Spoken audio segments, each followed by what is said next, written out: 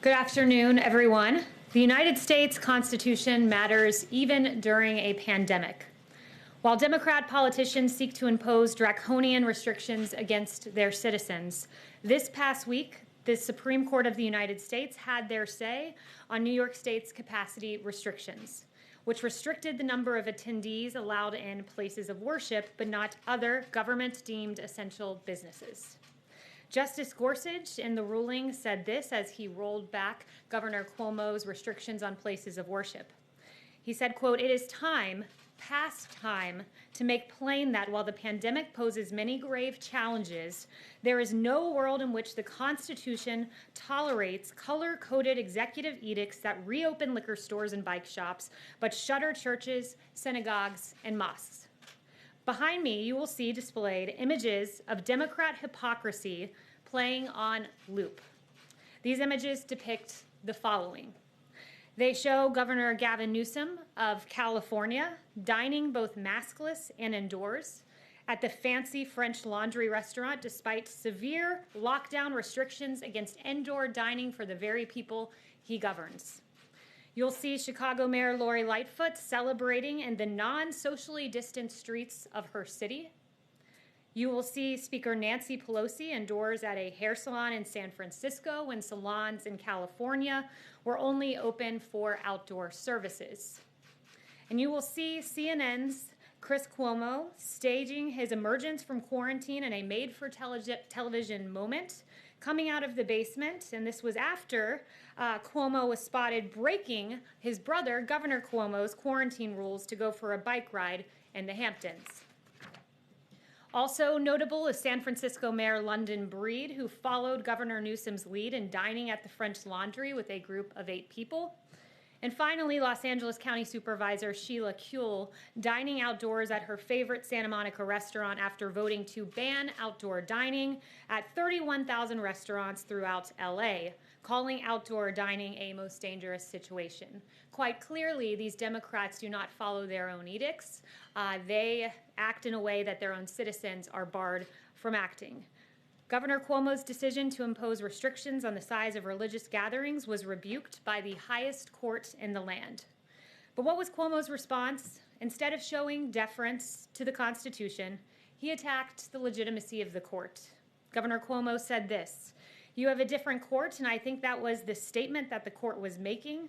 We know who he appointed to the court. We know their ideology." Well, in fact, the ideology of those on the Supreme Court who made the decision to support the First Amendment are in favor of freedom, the Constitution that survives even during a pandemic. This statement from Governor Cuomo strikes at the heart of the issue. Democrats seek control. These images behind me make clear Democrats' mindset. Rules for thee, but not for me. The president stands with you, your freedom, your ability to decide how to best protect your health. We all know how to protect ourselves from COVID-19, wash your hands, socially distance, wear a mask. But as one federal court put it, there is no pandemic exception to the Constitution. And with that, I'll take questions. Welcome back, Kristen. Good to have you back. Thank you so much. Good to see you. Thank you. Appreciate it. I want to ask you about comments that the Attorney General made to the Associated Press. He said, quote, "To date, we have not seen fraud on a scale that could have affected a different outcome in the election." Given that, why hasn't President Trump conceded? So first, he went on to say this. It was in an AP interview where he made that initial comment. But in that same AP interview, he went on to say that he thinks a lot of people are confusing the use of the federal criminal justice system with allegations that should be made in civil lawsuits. And he discerned the fact that, he said, quote, "There's a growing tendency to use the criminal justice system as sort of a default fix-all. And the campaigns litigation is all civil litigation, which is apart from something that the DOJ would be involved in." Follow up with you on that of more than 40 cases that have been brought by the president's legal team. The majority have been denied or dismissed. The election results have been certified in all of the battleground states. Does the president still think he has a path to win? The president has said that he believes all legal votes should be counted and all illegal votes should not be counted. And in fact, the campaign is pursuing that litigation. I can't get into the details of that litigation here, but they still do have active cases in Nevada and Wisconsin. But how does he overturn the results when they've already been certified in these battleground states, Kayleigh? Again, the president is just looking for every legal vote to be counted, and I will leave it to the campaign to pursue their end. Does he have faith in Attorney General Bill Barr? Does he still have confidence in Bill Barr? The president, if he has any personnel announcements, will be the first to know it. Yeah. We'll go for Janet. Thank you. Two questions. Has the president then spoken to Attorney General Bill Barr since these comments came out yesterday? I'm not aware if they've spoken. I know the Attorney General was here yesterday for a pre-planned meeting with the Chief of Staff, and they discussed an array of issues, but I'm not aware if the President has spoken to him directly. Has the President considered any preemptive pardons to any of his kids? Has he talking to Attorney Giuliani about this? I've heard no mention of any pardons in any conversations I've had in the White House other than the pardon of Lieutenant General Michael Flynn, a 3-star general who I've discussed from this podium before, who had his life ruined. He was a valiant hero who served his country both on the battlefield and then came to work in government. And what happened to him was there was an FBI note that said they wanted to get Lieutenant General Michael Flynn to lie. There then was a criminal leak of his identity and a phone call he had. He was told no lawyers were needed in the discussion the FBI was having with him.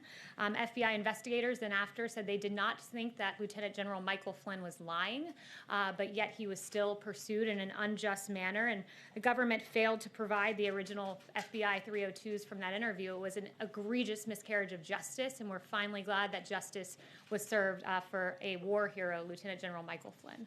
David. Is the President planning to announce his 2024 candidacy in a formal event here at the White House before January 20th or even on January 20th? I've not heard any discussions of that. I'm aware of the reporting, but the president's campaign is currently pursuing active litigation, and that is the focus, at least at the moment. You heard his comments last night. It sounds like he's planning to run again. Do you know if that's a fact? I haven't spoken to him about that. Again, his campaign is pursuing litigation. I would redirect you to the campaign. Yeah. Yes. Mark Meadows has been meeting with Commissioner Hahn. What is being discussed? And also, did the White House get a heads up that the UK was going to be approving the Pfizer vaccine? I'm not aware of any heads up that we were given, but what I will say about Dr. Hahn is it is par for the course for the Chief of Staff to meet with him as we're trying to save American lives with a vaccine in record time. In fact, 2 vaccines, not only a vaccine in record time. You heard Monsef Salawi say a vaccine normally takes anywhere from 4 years to 25 years. He said that in an interview last week, and this was in 10 months. It's remarkable progress, but we still want to make sure that it comes as fast, as expeditiously, but as safely as possible, because we know that each day that passes, there are more American lives at stake. So we want to make sure it comes out as quickly as the data allows it to, and we will have 40 million doses by the end of the year, which is a tremendous achievement, not just to have gotten a vaccine in this time, but to have produced 40 million in advance. It's having a businessman as president. It's the Trump vaccine. Yes, Justin. Thanks. I had a couple policy things, but first I just wanted to go back to what you said about personnel. Right before the election in a rally, the president suggested that he might fire Dr. Fauci after the vote had happened. And so I was wondering if you could comment on what Dr. Fauci's status is and if you have any. Yeah, I've heard no discussions of that. Dr. Fauci's still hard at work on the task force. And then there were 2 things that the president mentioned as policy goals that would happen before the election that we haven't seen any sort of obvious progress on, so I wanted to check in on those. The first is the $200 Medicare prescription drug card that was supposed to happen before the election. It seems to have sort of vanished, so I was wondering if you could give an update on that. Let me follow up with the Chief of Staff on that. I haven't heard any current discussions about it, but I will follow up with you. He had also promised an immigration order, an executive order on immigration that would protect Dreamers. Again, he promised that before the election. Do you have any updates? He put forth many different immigration packages on HB1 visas and others to protect American workers. I will circle back, but there were many iterations of immigration EOs prior to the election. Is that work progressing at this point, or have you sort of thrown in the towel? I think right now the focus is making sure that there is stimulus relief for Americans who are hurting right now. So that is the current active policy priority that we are working on moment by moment, along with COVID. Yes. Yes. Kayleigh, as demonstrated by the large red ribbon out around the White House, yesterday was World AIDS Day. The president issued his proclamation yesterday, but consistent with his previous 3 proclamations, omitted any reference to LGBTQ people, even though they bear the brunt of HIV/AIDS. The president included a reference to racial and ethnic minorities, so why not LGBTQ people? The president honored World AIDS Day yesterday in a way that no president has before, with the red ribbon there, and I think that he commemorated the day as he should have. Why there's no reference to LGBTQ people in the Charlotte. proclamation? Isn't that Charlotte, go ahead. Thanks, Kayleigh. I wanted to ask about Section 230. Is President Trump willing to allow a government shutdown over that in the National Defense Bill?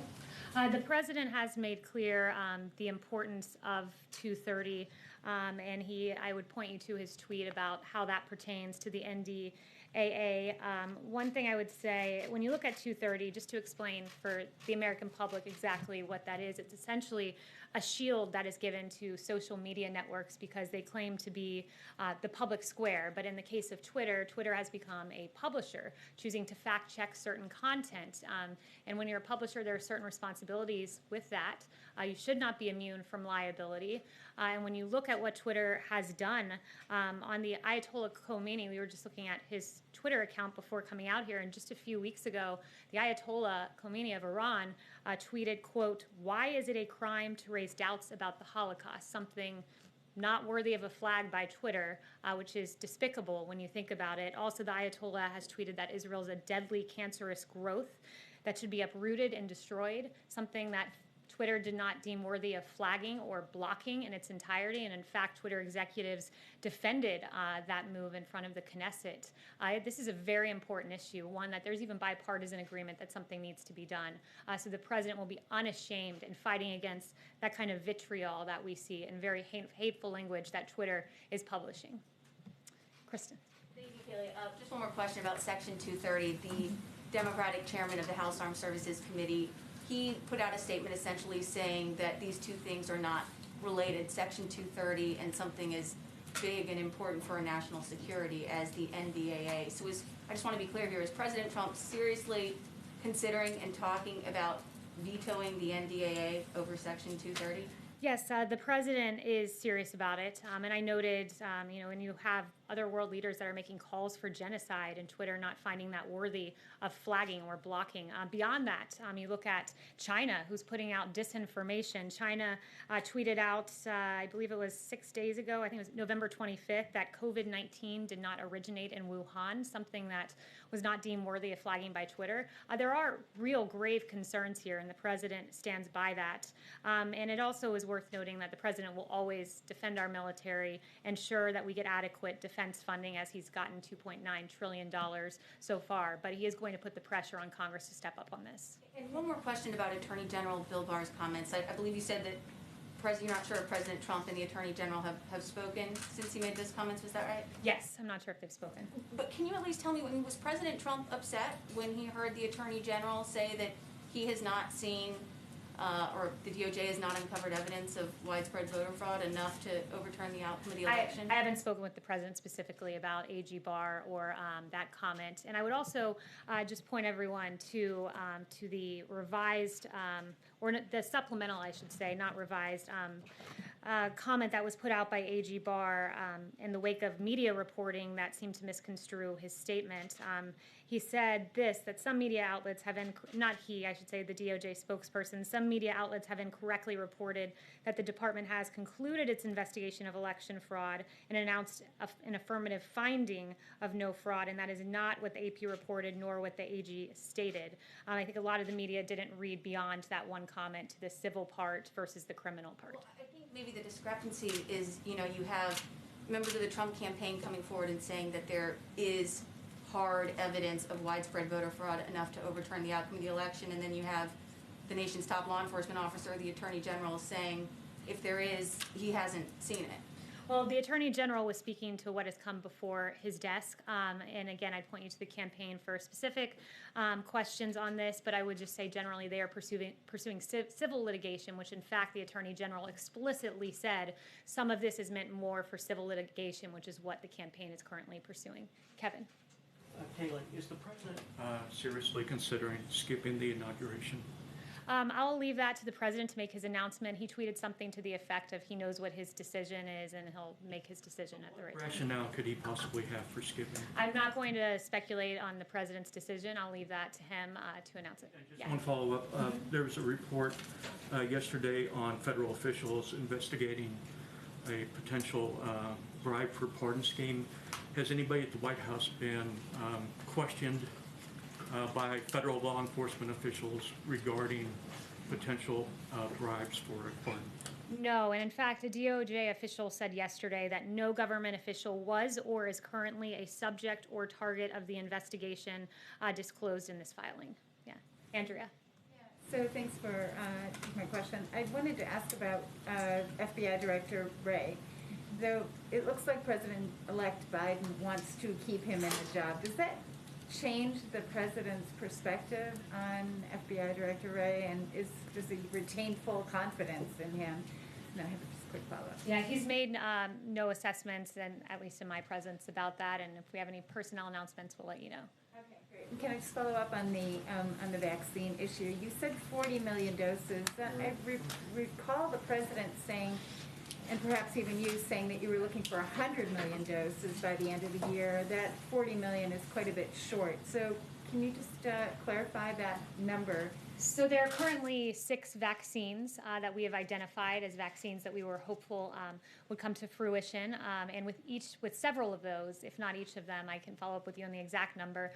We have manufacturing contracts. So we have manufactured doses with several of these, but they have to come to completion. So with each new vaccine that comes, along with that will come millions and millions of doses that have already been manufactured in time.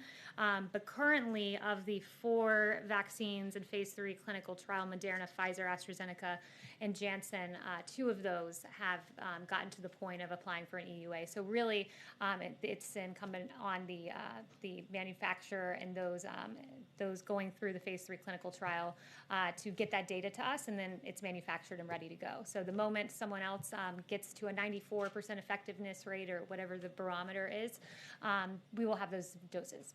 Yes. Yes. Thanks, Kayleigh. I have just 2 quick questions, if I could.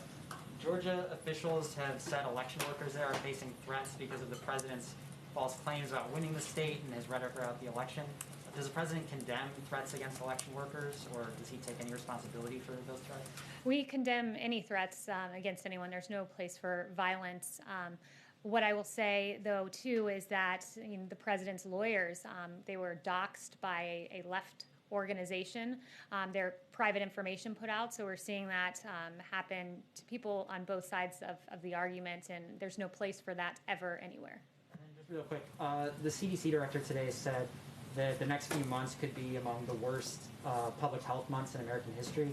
I wondered, does the White House, is it setting a good example for the public for the White House to be holding in-person holiday parties at a time when the CDC and other organizations are asking Americans to forego those kinds of celebrations for their own safety?